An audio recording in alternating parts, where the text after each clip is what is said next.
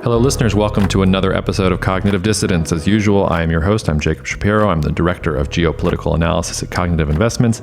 Fresh off of our joint vacations, Rob Laherty joined me on the podcast for our weekly roundup on geopolitics and markets. There was no shortage of stuff going on in the world while we were away, but we talk about the euro approaching parity with the dollar, what that means for the future of Europe, some thoughts about China lockdowns and how that's effect on inflation, the global economy, and ending with some thoughts on Japan. As always, please write to me or to us, jacob@cognitive.investments, if you want to talk about anything, whether it's this podcast or what CI does or investing with us. You can hit me up at just about any time. Also, please remember to share this with your friends, to like us or rate the podcast on whatever platform you listen to. It is immensely helpful for us. We also have a YouTube channel, so if you want to listen to this on the background on YouTube for whatever reason, check us out there.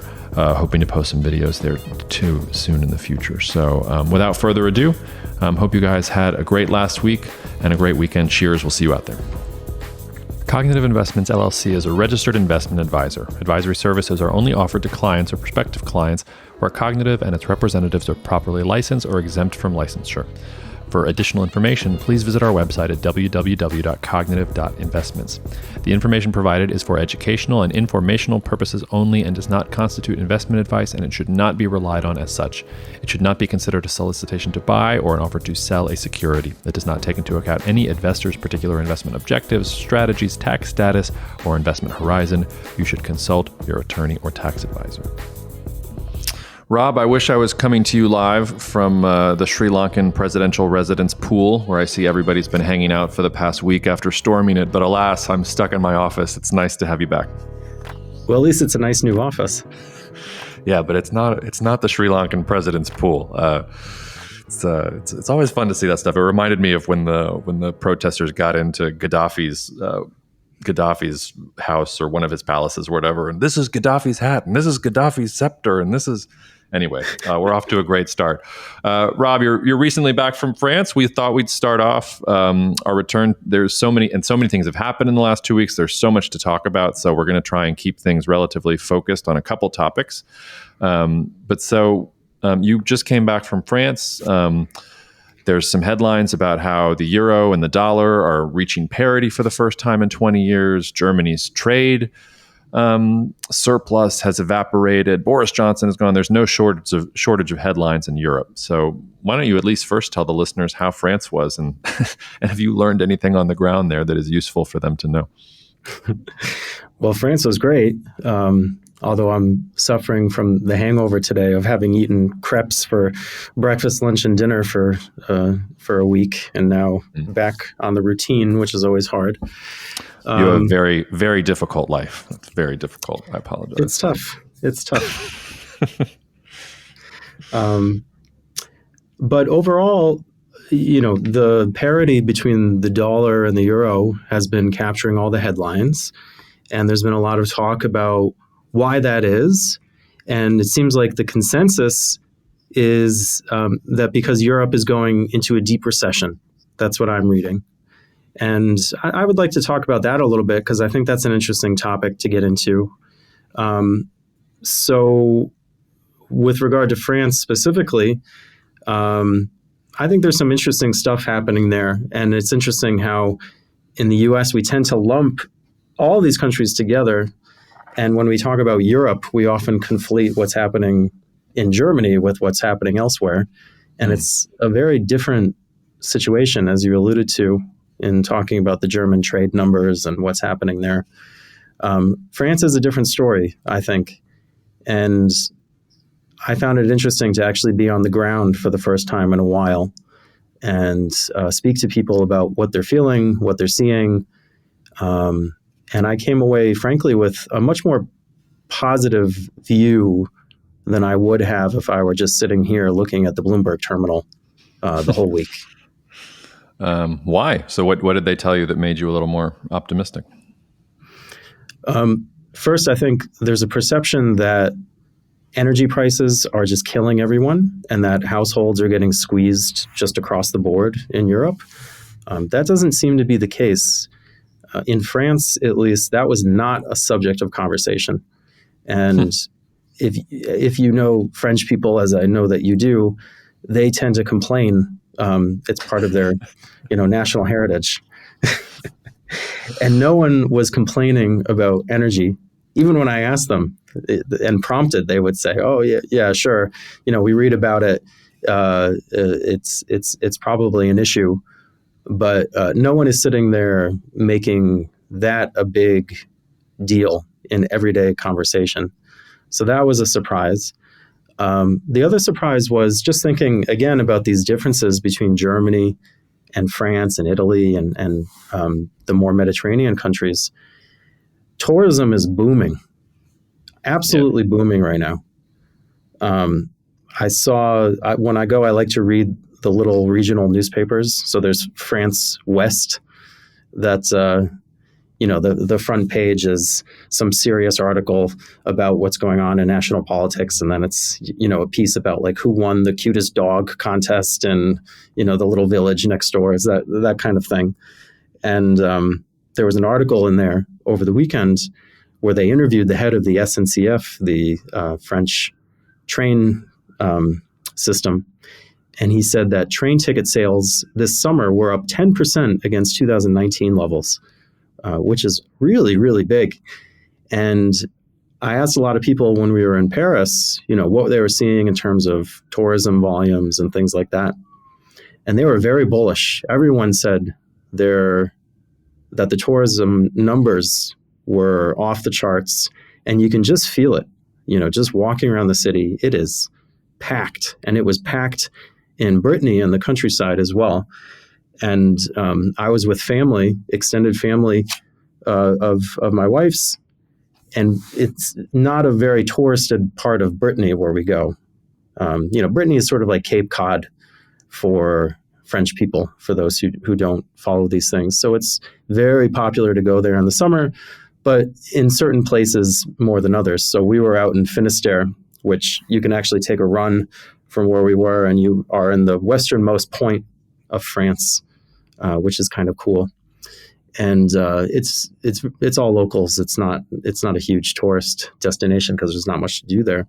And it was absolutely hopping everywhere you went. Bars, restaurants, people outside drinking with their families. There was a sense of energy and optimism that you could get from just speaking to people as well. And it's interesting to observe because, you forget tourism is 8 or 9% of France's GDP, which for a big country like that is huge. Greece is 12%, but Greece is tiny in terms of population and in terms of its real economy. I mean, France is a major industrial economy, and it's 9%. So that's having a big impact. And that was something that had been really depressed for the prior few years. What else? Gas prices are $8 a gallon there. It's not so surprising to me that the French would be less concerned about energy prices, though. There's been a lot of news about how their nuclear sector has been underperforming, and that power generation from nuclear reactors, I think it's something like dropped 15% year over year, and 12 of their 56 reactors are offline, which when I read things like that, I feel like I'm in New Orleans, where they tell us, the water pumps that we just spent billions of dollars renovating, they're all offline right when the hurricane hits. I sort of feel that way if their reactors are off right in the middle of the Russia-Ukraine war. But for all of the bad things in Russia's nuclear sector, they still get something like 60 or 70% of their electricity from nuclear. Like, they are not tied to Russia the same way that Germany is. I mean, Germany made a fairly large bet on Russia, and the reason things are going bad in Germany right now, there's been a lot of headlines about how Germany posted this negative monthly trade deficit for the first time in 30 years. And it's absolutely shocking to think that Germany, the country that exports BMW and Mercedes and this, that, or the other thing, they're importing more than they're exporting. But if you actually look at the figures, like, yes, their exports are down a little bit, but it's really the cost of imports has risen. So it's not like Germany has stopped exporting or that the economy has collapsed. It's just that they made a very bad strategic bet on Russia.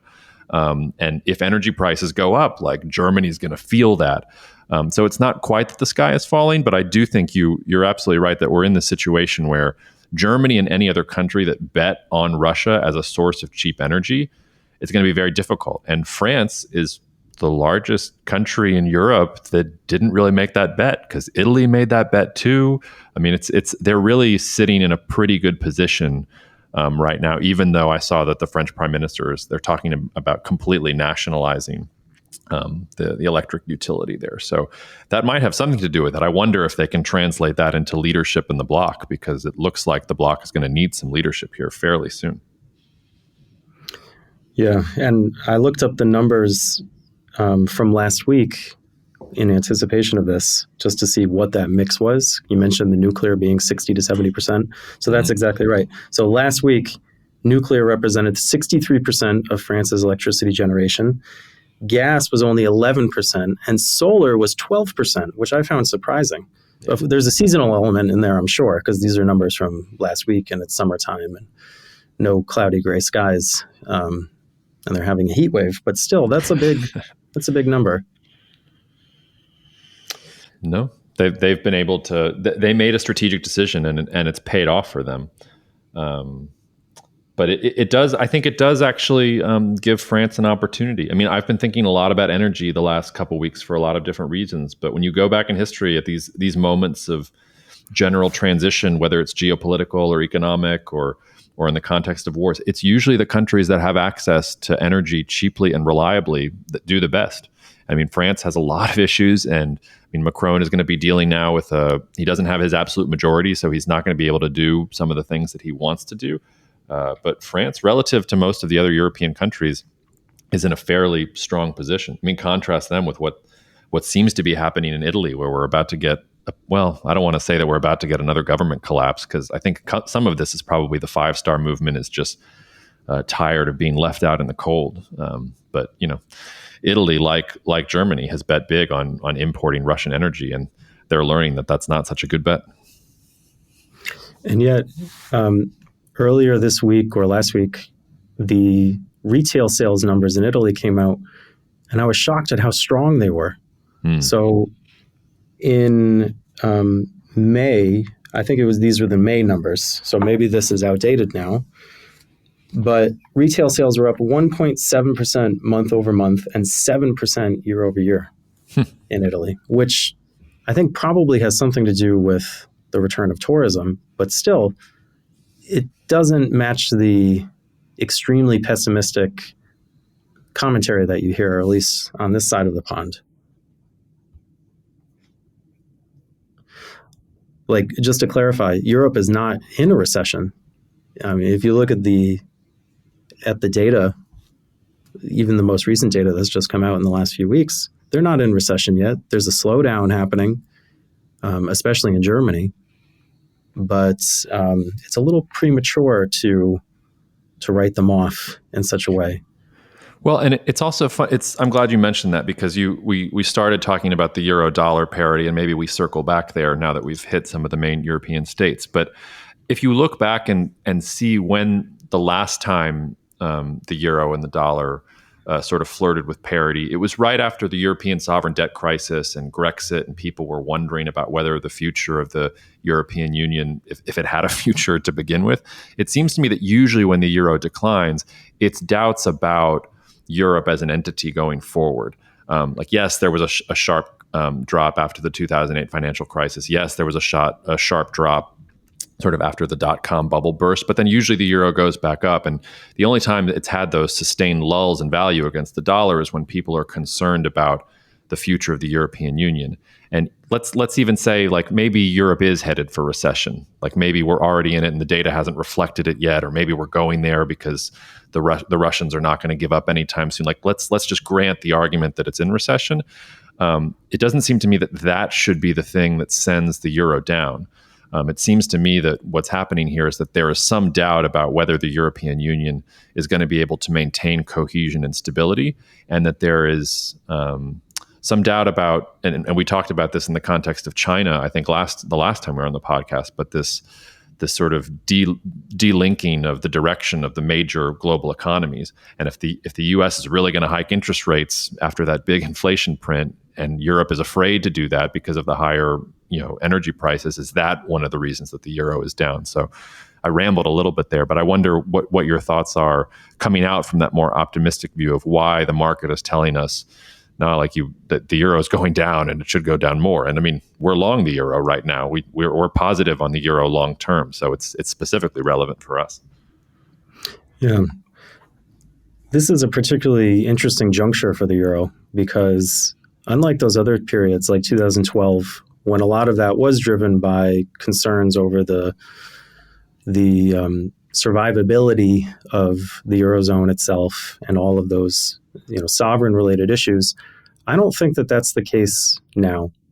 And I think this goes back to what we talked about a few weeks ago in our piece on geopolitics plus investing, where we looked at the divergence in policy across the major economic regions of the world. And I think this is a vicious consequence of that, because what's happened is the euro, started pushing toward parity in the last week as U.S. interest rates went higher, and this U.S. inflation print came in higher than expected. Short-term rates jumped. The 2-year U.S. Treasury yields went to 3.2%, which is higher than the 10-year Treasury yield. So everyone has talked about this and the inversion of the yield curve. And the Fed has basically come out and put 100 basis points, a 1% interest rate increase on the table for the next meeting, which is extraordinarily large.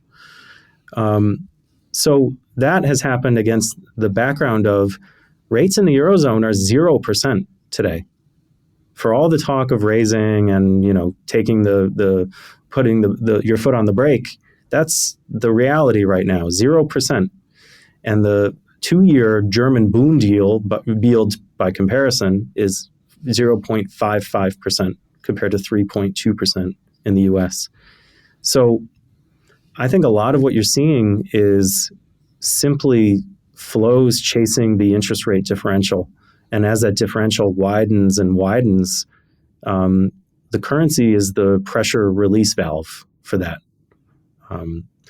Now, the interesting thing is what happens beyond the short term, because in the US, as we said, the yield curve has gone into inversion. So the 10-year yield has dropped in the last few weeks, and the long-term bonds are firming up, which to me suggests the markets are looking past the short term, what the Fed is going to do, and saying, this is really going to slow things down. And we talked about that in our last discussion, so we don't go over it again.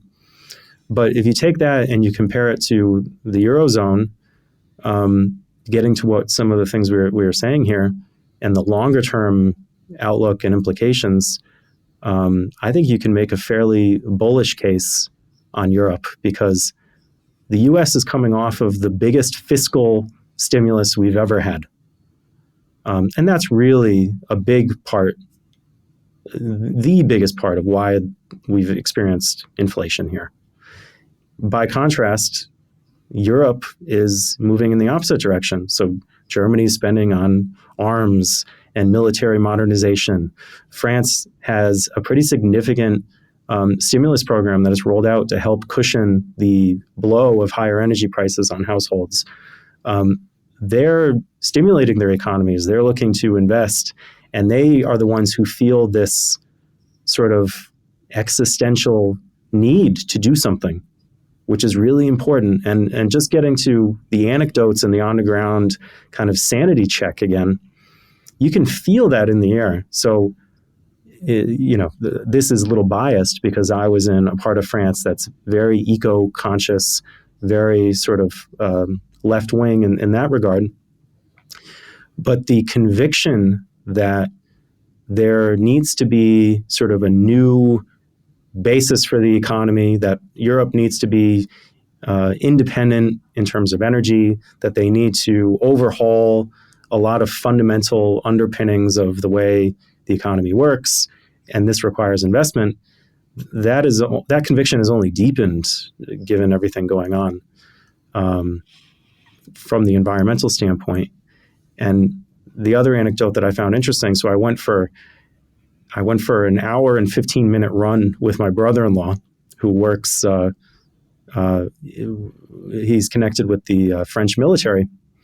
And poor guy, his English is not great. And we went for this long run, and he spoke English the whole time, so he was just suffering in both directions. But it was interesting because they're very bullish in the defense community there. And a lot of what he spoke about was, what France is doing to build out greater capabilities, to build out capabilities in drone warfare, perceived threats in the Mediterranean. What are they doing to respond to Russia? So these are just little anecdotes, but this notion that things must be done, that investments must be made, that the future must be met, that exists there in a way that, we're fumbling a bit here to find a vision. Yeah. And to your point about anecdotes, I mean, the one thing about the CPI print, which is amazing to me that people don't talk about when they talk about the inflation, 9.1% year on year. And yes, it's very high in energy, 41%. But that data is a month old. So they're giving us the data for June. So the data that we're getting on the CPI print, yes, it's the fourth consecutive month of a rise. Yes, it's more than people expected. Although I don't know who these people are who are making estimates. I'm pretty sure I would increase my estimate if I was wrong 3 months in a row, but whatever. But that was before, like the bottom fell out of energy prices here, or especially oil prices here at the beginning of the month. So I don't want to call top here, but I mean, I was driving down the street here and I saw sub $4 gasoline, which I haven't seen for like quite a while. And it's kind of strange to me to hear the Fed whispering and to see the 100 basis point hike enter into the media discourse when it feels like in some ways they've already smacked the thing and the thing is beginning to roll back a little bit. But aside from that, I just wanted to ask you what is your timing then on the euro itself? Because it sounds like there's probably going to be an opportunity in there somewhere. But as we're seeing with the yen right now, people can chase the interest rate differential for a while. And no matter how dumb I think the Fed is, the Fed thinks it knows better than me. And they're talking about 100 basis points. So maybe we're going to get 125. Who knows? So it seems like people can chase that for a while and that there might be more pain in store for the euro. Do you feel like that's right? Or do you like this parity level? Do you like this psychological one-to-one level and think we bounce from here? Well, let me first, before getting into timing, address the issue of the Fed being wrong, because I think that's an important theme to remember, which is that the Fed is always wrong. And so is the ECB. And I don't mean that to be glib, but the Fed is a committee, and a committee must act when something has become obvious. And it's the same thing with investment committees. That's who we're up against. We have a small boutique firm where we can make decisions in a pretty flexible and adaptable manner. But I've worked at firms where everything goes through an investment committee. And let me tell you, the committee doesn't do something until that's obviously the thing you should do. And once it's obviously the thing you should do, it's obvious you should be doing the opposite. So in many ways, you're measuring in interest rate policy between the Fed and the ECB, who's more wrong. And I think my theory would be that the Europeans are more wrong, because not only do they have a committee like the Fed does, but they have a committee representing many different countries with many different, philosophies and historical backgrounds and interests and things like that. And historically, that's kind of how it's played out. Like, look back at 2007. Remember, I don't know if you remember this. At that time, the ECB was the hawkish one. So energy prices were spiking. Jean-Claude Trichet was raising interest rates into the teeth of an impending recession. And they were the hawkish ones, and that was a mistake. And the euro was pushing all the way. I think it hit 150. I'd have to look at the chart before it absolutely shit the bed, if you pardon my expression. And I wonder if we're seeing something similar here. Rates are 0% in the Eurozone right now. And they're coming out and saying, well, the energy thing is probably transitory. The underlying, they're terrified because of everything that's happened in the interim, because of the 2012 secular stagnation. Europe's so old, they're never going to invest in anything ever again. It's going to fall apart. All of these ghosts are haunting them. And I just wonder if they're making a similar mistake in the opposite direction, where they should be raising interest rates because things are changing. Like we just talked about, the Eurozone is investing. And there's a reason to invest where there was not one before, and all of these things.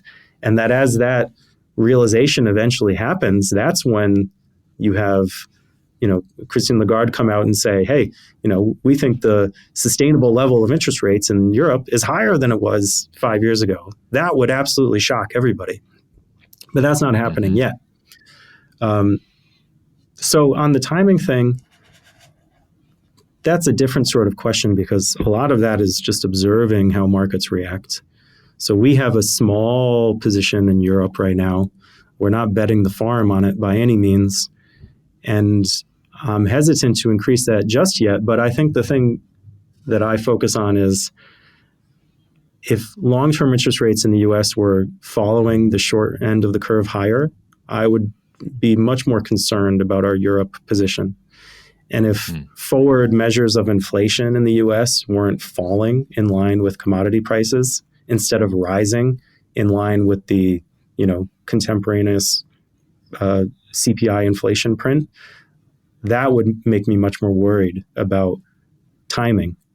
But both of those things are doing the opposite. Forward inflation expectations are falling. The long-term bond yields are falling. Commodity producer stock prices are getting whacked. The copper price just dropped below $3.20 a pound.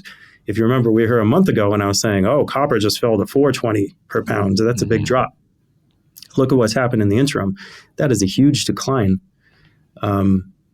Those things, I think, tell you that the timing is not going to be long before markets start to recognize that divergence is peaking. Yeah.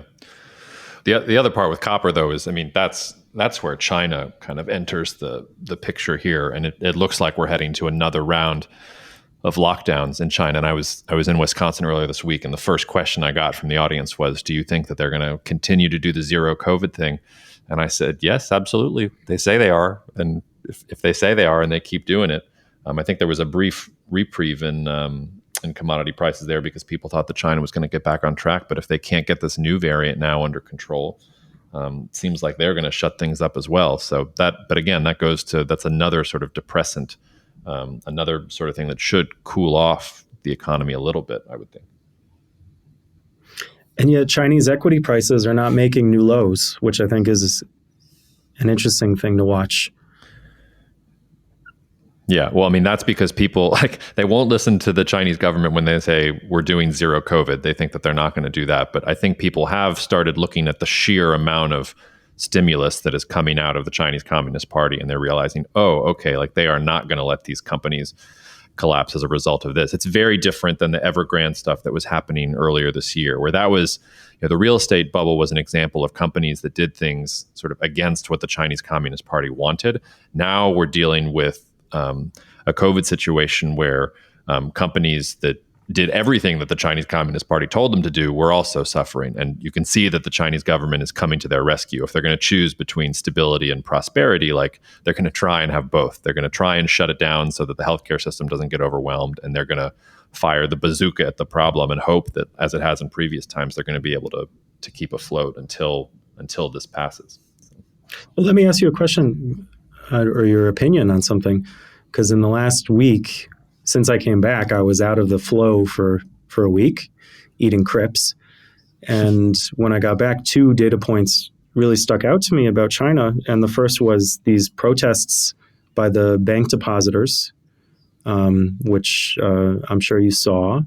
Mm-hmm. And the other one was people speculating, or not speculating, people observing who were in places like Shanghai, that there was a huge level of ill will and frustration and annoyance on the part of people in Shanghai and some of these places that have been repeatedly locked down and have been treated, in a way that they perceive as being very unfair. And do you think that has any meaningful impact, or is it just the kind of part of the constant bubble, which is, local dissent, local protests in China that always happen?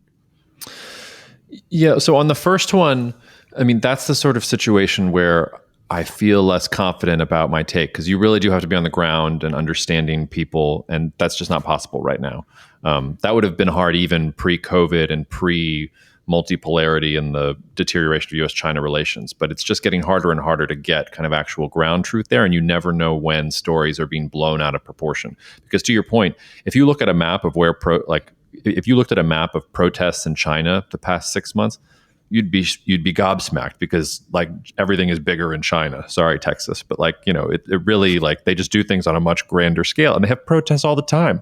It's still a developing economy, especially when you get into some of these rural hinterlands and things like that. So the idea that a bank in this province is not, people are afraid about getting paid back from, I forget what the exact issue was that they were protesting, but the protests themselves don't mean that much to me. And if they're not lining the streets and the security agencies aren't being overrun, it kind of takes that to start getting me to pay attention. So I'm not dismissing it. I'm just saying, based on the information I have, I don't have enough to feel that concern. So I'm sort of in a wait and see thing. On Shanghai, I mean, that's the place where you still do have Westerners running around, and they are frustrated with China's COVID-19 policies, in part because in the rest of the world, we've given up on managing COVID-19. And here again, I would just say, it's hard to get into the Chinese government psyche, but here's my best guess. I don't think it's a conspiracy to drive up inflation in Western markets. I think what we're dealing with here is a Chinese government that has a population of, 800 million only children, or however many, the one-child policy was 1970, 1980. So you've got multi-generations of kids who they're the only child and they have two parents, and it's a society that is kind of traditional and deferential to elders in the first place. You've also got a fairly poorly developed healthcare system. They don't have a good COVID-19 vaccine, and nobody's been willing to give them the COVID-19 vaccine. That goes to our whole multipolarity conversation. So if you're Xi Jinping, the two things that the Chinese Communist Party has been built on is maintaining stability in society and making sure people are having more prosperity. And you're sort of stuck between these two things, because if you shut down the economy, you're hitting the prosperity plank. But if you just let things go and let COVID run rampant, I'm not convinced that China has a healthcare system that wouldn't be completely overwhelmed. And if everybody's parents are dying in the street, and this is also an interesting thing, Chinese old people seem to not be willing to take the vaccine, just like in the rest of the world. So China's propaganda seems to be great at a bunch of other things, but then when the Chinese government says, please take the vaccine, nobody's taking the shitty vaccine that they have in the first place. So when you put all that together, that tells me that the Chinese Communist Party is saying, you know what, of these two threats, lockdowns and people complaining to Bloomberg and Shanghai versus we could have our healthcare system overrun and have all these kids lose their parents because we said we were great at COVID and then we weren't. I think they look at that latter scenario and say, okay, that we can't allow, and we at least have tools on the prosperity front to maintain people, to have stimulus, to try and stimulate the economy, even as we have these lockdowns to try and protect what's going on from a healthcare perspective. They're fighting an uphill battle, because if they don't have a vaccine and you're going to have all these variants and the rest of the world is just doing whatever it wants, you're going to get more and more variants, and they're just going to have to continue shutting down. But I think that's where they're stuck. They're stuck between the stability, prosperity, hard place. And my guess is that Xi thinks, I would rather not have all these people die from COVID if it's within my power to prevent it, because that's an existential threat. That's what I'm working off of, and it's my best guess, but it's a guess. And how does that resolve itself? Does this just continue for the next 2 years, or does something break or get resolved along the way? I mean, they can keep it up for a long time. I think there's a lot of stimulus in the system, and I think there's probably patience from society at large. Not everybody's complaining to Bloomberg. I think the people that are complaining to Bloomberg represent a small fraction of the people in China. But there have been little signs that the U.S. and China are talking about trade again. And the Biden administration has shown just in the last month or two, it's turning on some policy priorities that it had before. I mean, Biden's going to be in. We're recording on Thursday. I can't remember if he gets to Saudi Arabia today or tomorrow, but he's going to say hello to MBS and sort of eat crow there. He's been very tough on China, but there's been reports of discussions between the U.S. and China on trade. So, I mean, if I was Xi Jinping, I would be looking for what trade concessions can I give that gets me access to the latest cutting edge vaccines. And then how do I get those vaccines into China, and how do I claim credit for it? And how do I get to some level of stability where my healthcare system is not overrun, but I can open up and I can, they call it the dynamic zero COVID policy. It's mostly a zero COVID policy right now. They need enough healthcare tools to where they can have it be dynamic, where they can keep things open and not have to go to this continual shutdown thing. So, I mean, that's what I would be thinking if I was them, but I'm obviously not them. And there's a lot of concern and suspicion on all sides, but that's what I would be looking for. Some level of cooperation, coordination, quid pro quo. We need this, you need this. Let's work together on this particular thing in a limited way and try and start rebuilding trust. I also, though, I mean, as I'm saying that, like, that sounds almost wildly optimistic and naive, because like we should have been doing that from the beginning of the pandemic. If we'd done that in December 2019, we probably wouldn't have a pandemic in the first place. So at a certain point, these geopolitical things get zero sum, and what makes sense is not what people do. Not to shift too far, but keeping it within Asia, I've been dying to ask you, and I believe your focus piece in this week's Global Situation Report is probably going to be on Abe, if I read your notes on our internal knowledge platform right. But I'd love to hear your commentary on that, and how important is this to Japan's trajectory, the Abe assassination? Yeah. Well, first of all, I'm not often shocked geopolitically. Like, my job is to sort of imagine like all the possibilities. So, like, for instance, I didn't think Russia was going to invade Ukraine. I was not shocked that Russia invaded Ukraine. That was certainly within the universe of the possible. The idea that Shinzo Abe would be gunned down at a campaign rally is truly shocking. And I'm a little just a minor rant about and this says something about media coverage of Japan in general, which I've always complained about, because there's just not a lot of it. The way that the U.S. media went straight to, and this is all about gun laws. Japan has really strict gun laws, and even then they had the homemade gun. Like, it was very strange that we weren't actually talking about the fact that probably the most important Japanese politician since Hirohito. I shouldn't call Hirohito a politician, the emperor, the godhead of Japan.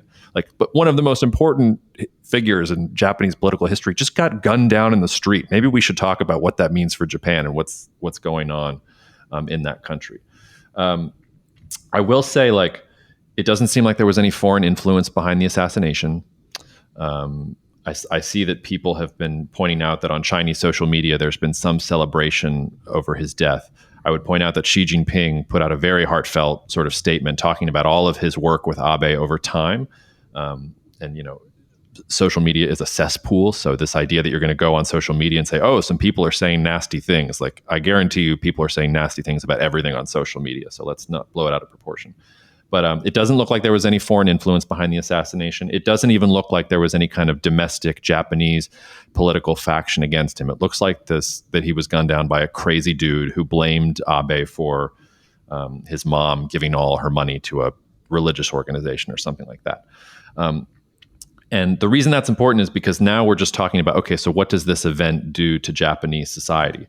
And we had an immediate barometer, because the reason Shinzo Abe was out campaigning was because there was a election 2 days after he was killed for the Upper Diet.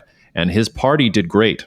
And they did so great that they might, with their coalition allies, they might have the majority they need to do all the things Abe was never quite able to do as prime minister. He wanted to change the constitution and make it not pacifist. He wanted Japan to be more muscular. He wanted, Abenomics and more innovation and more growth and things like that. And he did a lot of it, but he wasn't able to do all of it. And I'm wondering if you're going to get this kind of thing that happened in the U.S. after Kennedy, which was Kennedy had all these grand ideas, all these reforms, animated a generation, couldn't get any of it done because there just wasn't enough power. He didn't have enough power to do so. And then when he gets assassinated, Lyndon B. Johnson comes in, you get that sort of swell of support and sympathy, and then he rams civil rights down the pike, and he rams all these things that Kennedy was never able to do because he has that moment. I'm wondering if that's where we're at with China. And I feel like you and I are always waiting for the moment where Japan turns or Japan wakes up. That's what I'm watching for. I'm wondering if this moment is going to be the moment where Japan wakes up. The only other thing, and then I'll stop talking about Abe, is that at the foreign policy level, he was a far-sighted statesman. He was the one who proposed the Quad in 2006, 2007 in the first place. For the listeners, the Quad is the really poorly named initiative that is supposed to be some kind of loose alliance between Japan, India, Australia, and the United States. And he proposed it back in 2006, 2007, and he was basically laughed out of the room. The Australians replaced their government the year after he proposed it and decided they wanted to try and trade more with China. India was non-aligned. The United States was open to the idea of the Quad, but then the 2008 financial crisis happened and they needed to coordinate with China and they didn't want to piss China off. Fast forward a decade and suddenly the Quad is back. And now the Quad meets once or twice a year, and it's this emerging alliance, and China's worried about it being the Asian NATO. That's all Shinzo Abe. He started that. He was the one who put the strategic heft behind it. He described the need for it, and he did it before 2008, before even people like me were talking about a multipolar world and all of these things that happened. So those are my initial thoughts on Abe. Where do you want to dive in a little bit more? Well, I'm going to ask you a question that's impossible to answer, which is... my favorite kind. Yeah. I mean, it was in the 1930s that Japan experienced its most, famous and consistent series of political assassinations, as right-wing radicals eliminated anyone who was more moderate or, not sufficiently zealous in the cause and things like that, understanding completely that this individual who did assassinate Abe appears to have been a very unique case with this religious group and, a particularly deranged individual person.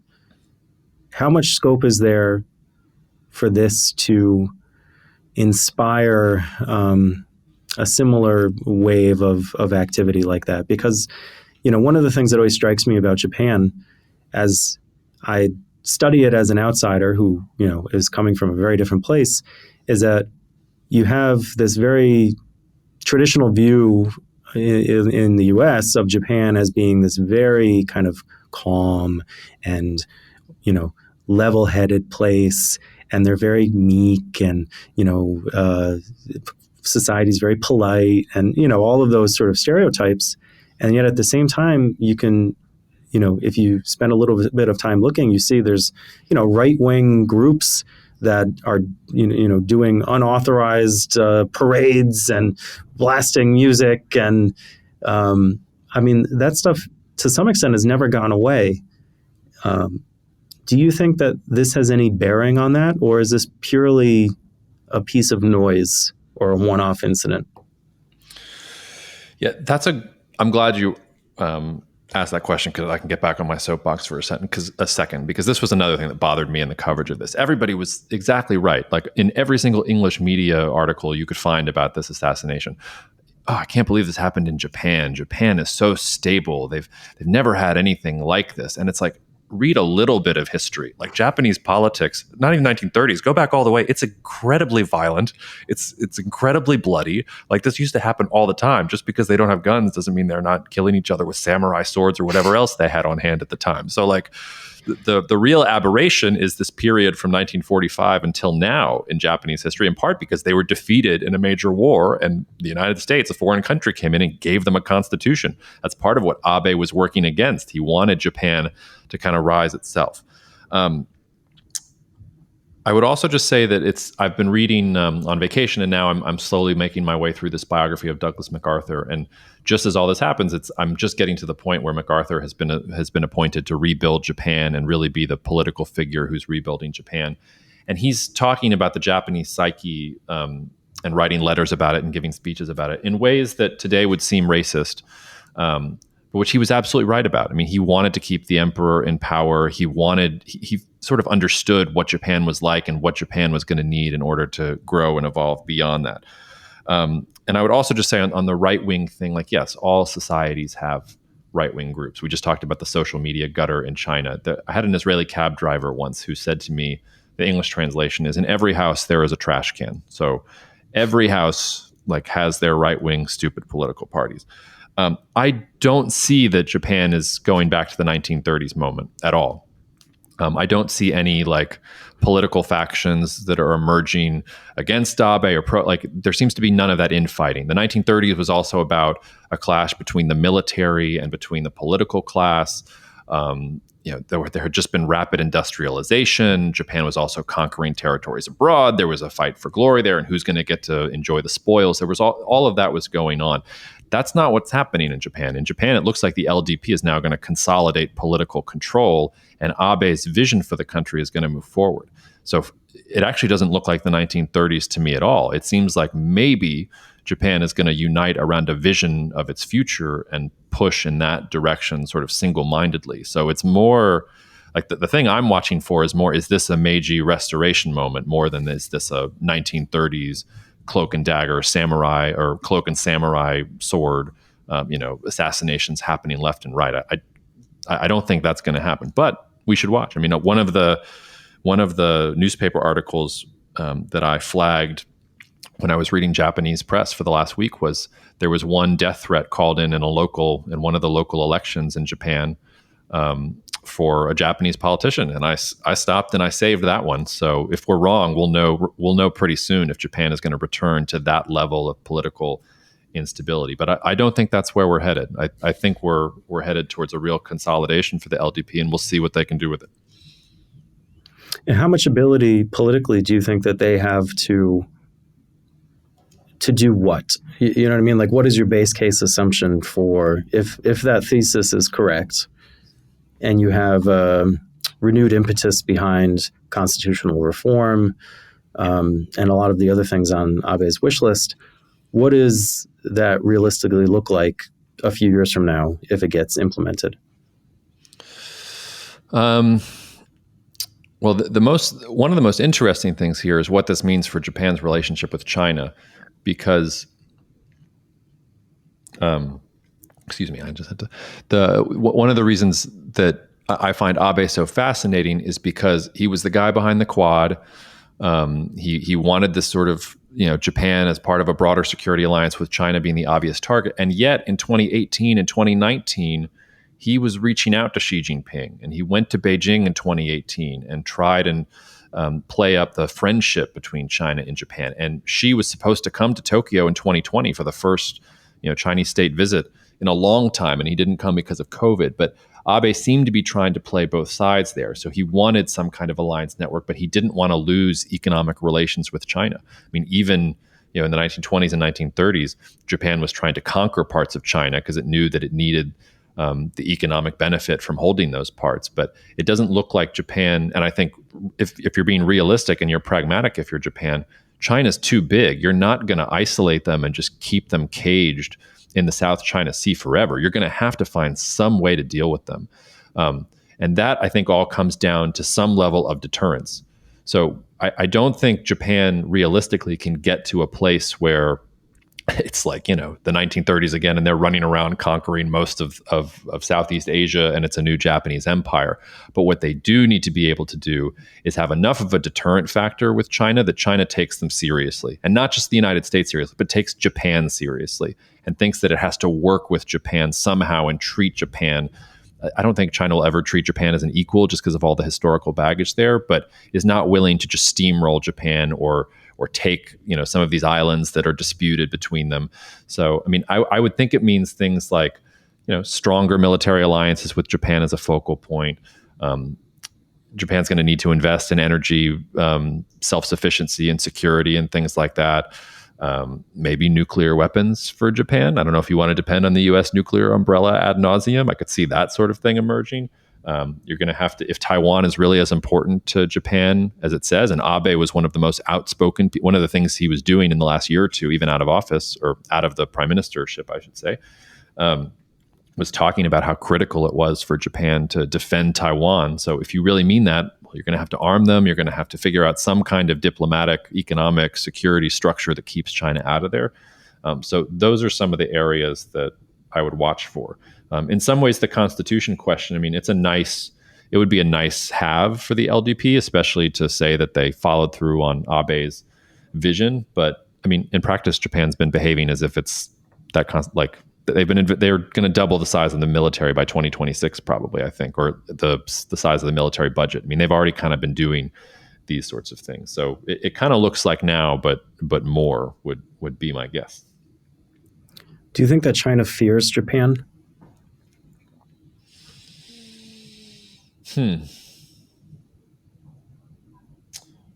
That's a good question. I don't know. And I'm neither Chinese nor Japanese, so that either makes me perfect to answer the question or completely incapable of answering the question.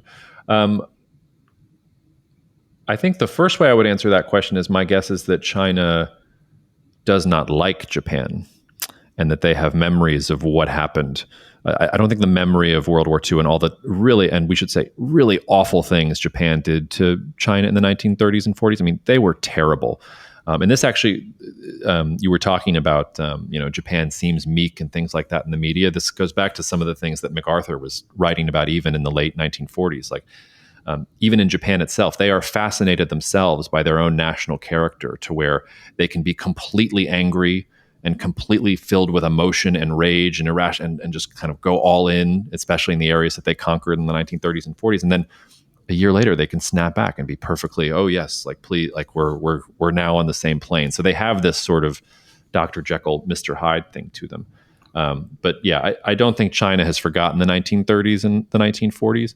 And resents Japan for that, and in particular resents Abe's particular style of politics, because Abe was never really contrite about what Japan did back then. That was part of his nationalist thing. But I don't think China has anything to fear from Japan anymore. It's not like Japan can march into Manchuria and take over like they did in the early 1900s. I mean, this version of China is incredibly strong and would kick Japan's ass if it tried to do that. So I don't think it's fear, but I think it's mistrust, suspicion. There's probably some hatred, not wanting to be a junior figure, not wanting to be told what to do. And I mean, all of that is impelled by fear and not wanting to repeat the past. But there's no reason for China today to fear Japan in that sense. It's more about maintaining their position and about the mistrust and suspicion between them. That's my best answer, but within the limitations of my own worldview there. And just to push that a little further, because I'm curious, do you think, because everyone talks about China-Taiwan conflict and obsesses over the risk of that, and you've addressed that elsewhere and said, recently that you think people are overestimating the likelihood of that conflict in the near term, at least.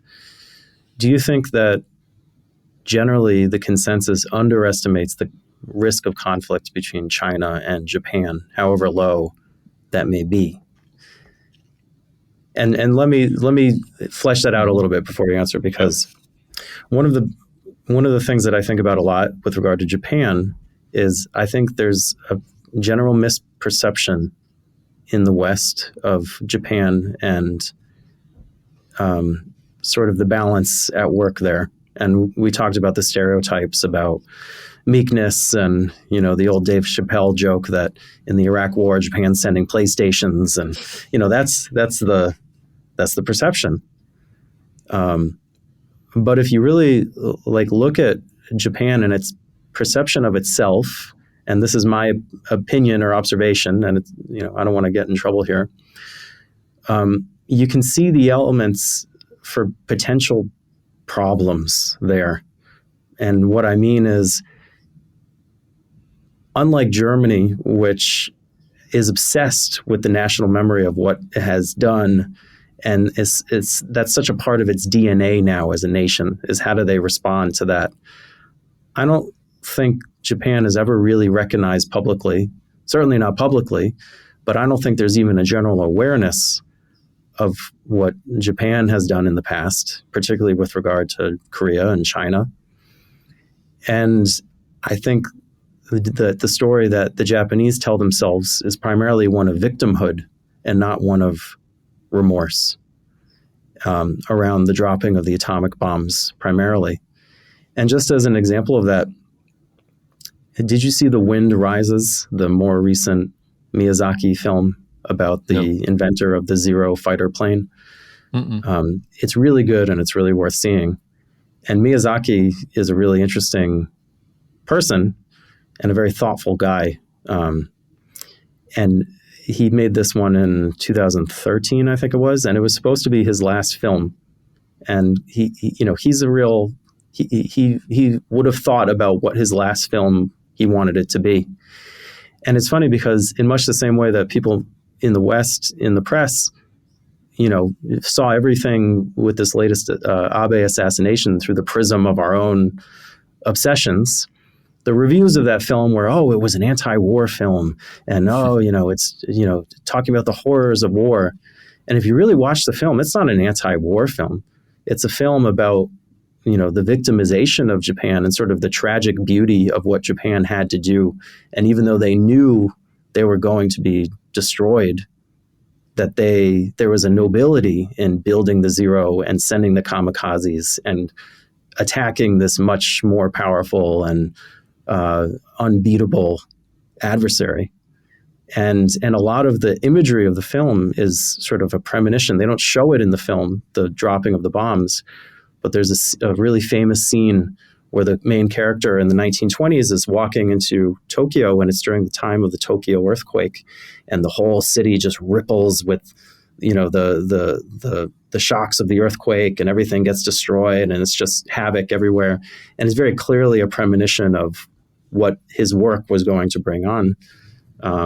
Anyway, not to go down that rabbit hole, but it's just kind of an illustration of how that is the perception, I think, that Japanese have of themselves.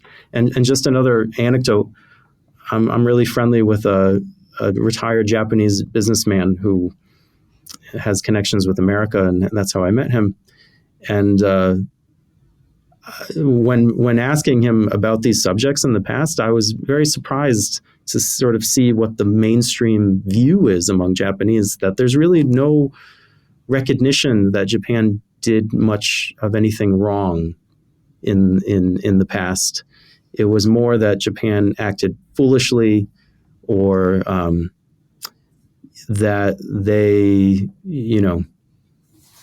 there's a lot of justification in there, and a big blind spot, unless my understanding of what actually happened is completely wrong.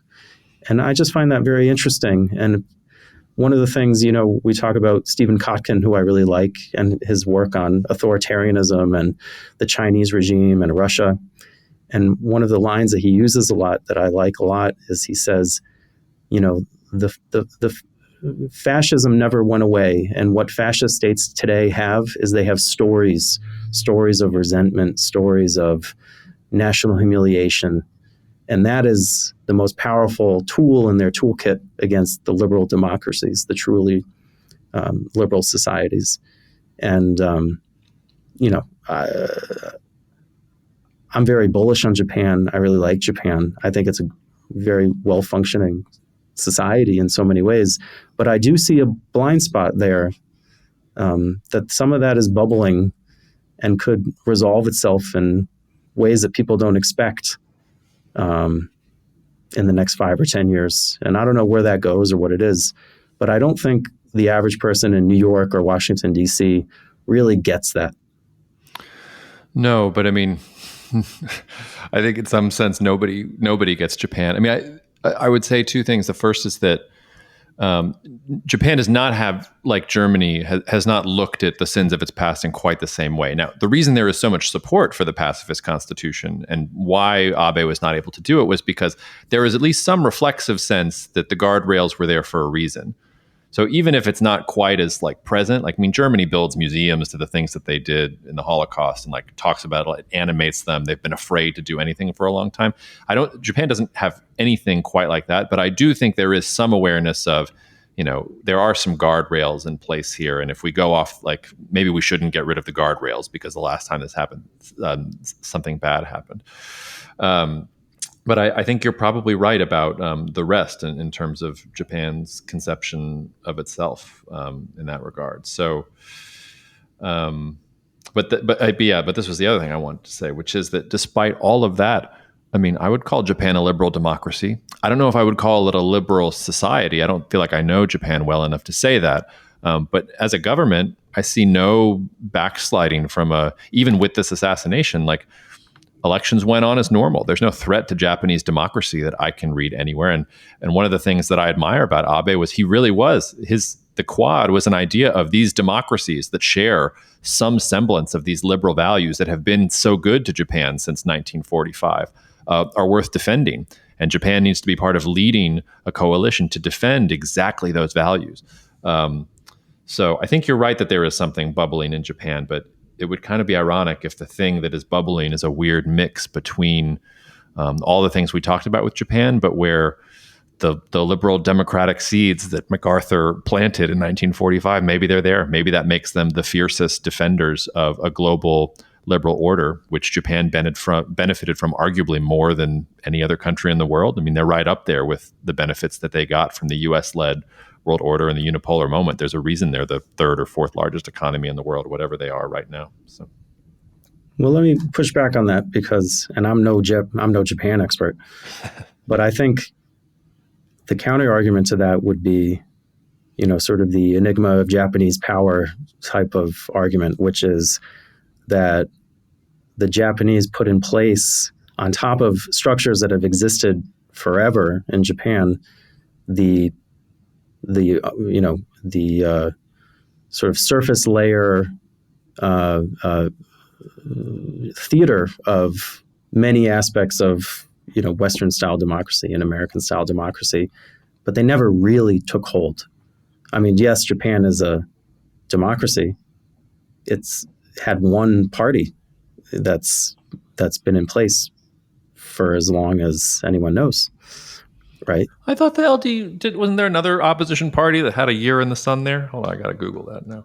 But yeah, I mean, the Democratic Party of Japan had a very brief, but again, I'm not a Japan expert, and people are going to write in and say what an idiot I am. But my understanding was that there's not really any meaning to the DPJ was a rebellious offshoot of the LDP. It's not like, they split on necessarily very strong ideological differences or anything. Like the ideological opponents of the LDP were throttled or very early but on. like it's even it's not like, I take your point. And I mean, Mexico is a good example of this too. Until very recently, Mexico sure was a democracy, but it was a single party, quote unquote, democracy. It was a single party dictatorship. And that's one of the reasons AMLO is so interesting. It's not that AMLO himself is the dictator. It's that he blew up the old system of Mexican democratic politics. And now you have all these parties. Now Mexico is probably going to be really different unless he manages to reshape it around him. So I take your point, but I think there is a big difference. Like the emperor's not the godhead anymore. Like we're not running around doing whatever the emperor says. The emperor abdicated because he was tired of it or whatever happened recently. So I think and this also gets back to a conversation about, the content versus the form. And at a certain point, the form actually starts to inform the content or the substance of what we're talking about. So I agree with you. The substance, the content of Japan, it's probably not right to call Japan a liberal democratic society the way that we think about it in the West. But the form of its politics is a democracy. And maybe they get rid of those guardrails. But it seems to me that, even in the context of the LDP, Shinzo Abe was the longest serving prime minister in Japan's history.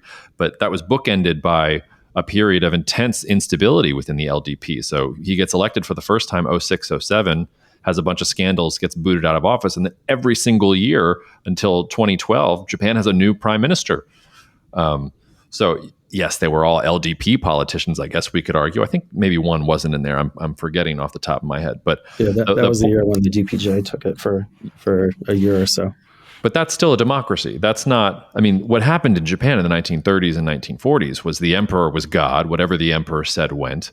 The entire society was convinced it was winning the war right up until the moment where the emperor said, "Hey guys, sorry, we lost the war. I kind of have to stop it." Like that has changed somewhat. But I take your point about the substance. There is substance there that is not the same as the West. And I think Japan will behave in ways that is not similar to the West. But the form of their politics, it's not like China, for instance, where that's a real, technically China is a democracy too. They pay lip service to democracy all the time.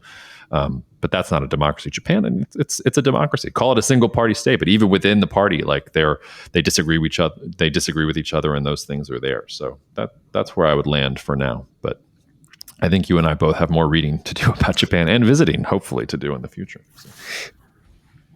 Yeah, I hope so. Unless listening to this has made every single potential Japanese host for us say, wow, these guys I think we've managed, have no clue. Yeah. Our armchair philosophy. This is a generalist podcast. Maybe we'll have to bring on a Japan expert to educate us. Oh, don't worry. I will. He's on the list. He's coming up soon. But in the meantime, we're back from vacay. We'll see you next week. Rob, good luck adjusting back away from the non-crepe, non-triple cream brie diet, and talk to you soon. See ya. Thank you so much for listening to the Cognitive Dissidents podcast, brought to you by Cognitive Investments. If you are interested in learning more about cognitive investments, you can check us out online at cognitive.investments. That's cognitive.investments. You can also write to me directly if you want at jacob@cognitive.investments. Cheers, and we'll see you out there. The views expressed in this commentary are subject to change based on market and other conditions. This podcast may contain certain statements that may be deemed forward-looking statements. Please note that any such statements are not guarantees of any future performance, and actual results or developments may differ materially from those projected. Any projections, market outlooks, or estimates are based upon certain assumptions and should not be construed as indicative of actual events that will occur.